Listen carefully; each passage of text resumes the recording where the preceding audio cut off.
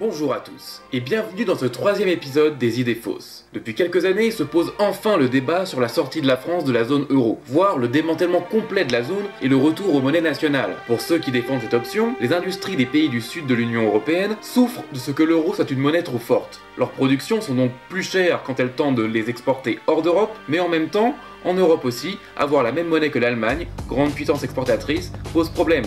L'Allemagne a les excédents commerciaux vis-à-vis des pays du sud européen, et donc si le mark et le franc existaient toujours, le mark devrait gagner en valeur par rapport au franc, et les produits allemands deviendraient plus chers en France, ce qui laisserait une bouffée d'oxygène pour l'industrie française. Certains pensent donc que la zone euro devrait cesser d'exister, pour que la monnaie française trouve un cours plus avantageux à l'exportation en Europe comme dans le reste du monde.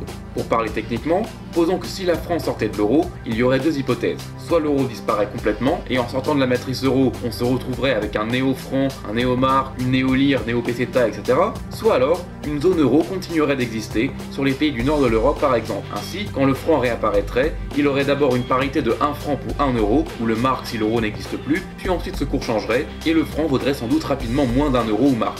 Mais les partisans de l'euro veulent décourager cette sortie par deux arguments. Le premier revient à dire que la France a une dette publique d'environ 2000 milliards d'euros, et que le revenu national de la France a à peu près la même valeur. Si la France sortait de l'euro, et qu'on faisait l'hypothèse qu'il existerait toujours une zone euro, le revenu national de la France passerait de 2000 milliards d'euros à 2000 milliards de francs, alors que la dette resterait en euros. Or, si le nouveau franc se dévaluait, comme c'est voulu, par exemple de 20% par rapport à l'euro, alors la dette française ne vaudrait plus 2000 milliards de francs, mais 2500 milliards.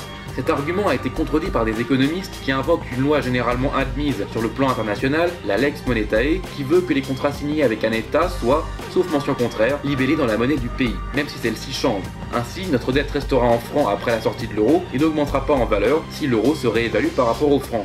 Alors, les pro-euro sortent un autre argument, contradictoire avec le précédent, et qui consiste à dire que si la dette publique française garde sa valeur en francs, donc elle perdra de sa valeur en euros. Par exemple de 20% toujours si on pense au taux de dévaluation, et que ça correspondrait à une annulation de fait de 20% de la dette de l'État français. Donc les créanciers étrangers, que ce soit des fonds d'investissement, des banques ou des assurances, qui possèdent plus de la moitié de la dette française, ne voudront plus rien nous prêter, sauf à des taux d'intérêt très importants. Nous serions en quelque sorte dans la situation de la Grèce. Voyons pourquoi cet argument est non pas complètement faux, mais beaucoup plus incertain que ce qu'annoncent ses défenseurs. D'abord, si la France, et peut-être d'autres pays latins, reprennent leur monnaie mais qu'il existe toujours une zone euro, ou alors une zone mark, il faudrait voir de combien ces nouvelles monnaies perdraient en valeur face à ce qui resterait de l'euro, ou mark, mais il faudrait aussi voir quelle serait leur valeur par rapport à d'autres devises, telles que le dollar américain ou le yen japonais. Or, si le franc ou la lire perdaient de leur valeur face à l'euro, ou au mark si l'euro disparaissait complètement, rien ne dit en revanche que le mark ou l'euro ne progresserait pas par rapport au dollar. Plusieurs raisons y pousseraient en effet. D'abord, parce que l'Allemagne et l'Europe du Nord ont des excédents commerciaux vis-à-vis des USA, et que le retrait des pays du Sud européen accroîtrait encore cette santé commerciale en retirant des boulets de la famille européenne. De plus, les budgets publics du nord de l'Europe sont assez proches de l'équilibre, et on verrait des mouvements de capitaux vers ces pays germaniques, comme c'est déjà en fait le cas depuis plusieurs années dans la zone euro. Donc il y aurait certainement une réévaluation de l'euro, ou du nouveau Deutschmark, par rapport au dollar ou au yen.